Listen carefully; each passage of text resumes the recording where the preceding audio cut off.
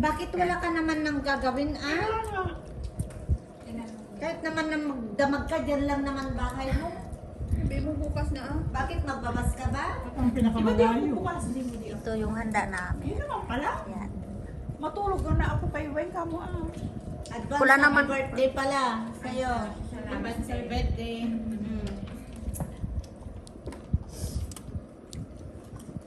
Tatanda na naman. Wala naman ang isang taon.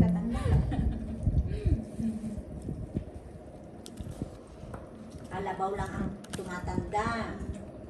Ano nga nito?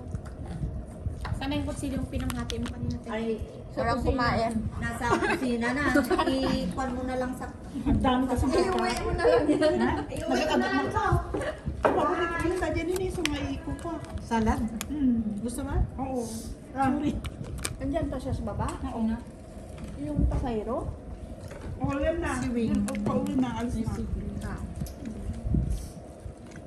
Pinto pa ilaga, di na pala gamin baga katawag mo trabaho na Ano daw? mo trabaho. Gusto rin niya buka. Pero ayaw lang ng amo niya na matulog tayo. Awang mo di trabaho mo na. Pwede oras ko mamalado ang galing mo. Sabi naman, hindi naman siya matulog ah. Sa amo ko nga, kung may train pa, uwi ako, sabi naman ng amo ko, wag na Eh, lang kung syempre, ano, hindi nag-aapura ka, mo wag na lang, oras, matulog ka alangan na lang, naman kasi na- off mo naman na- bukas. Oo. Sabi niya. Trabaho ah. May lechon ulit.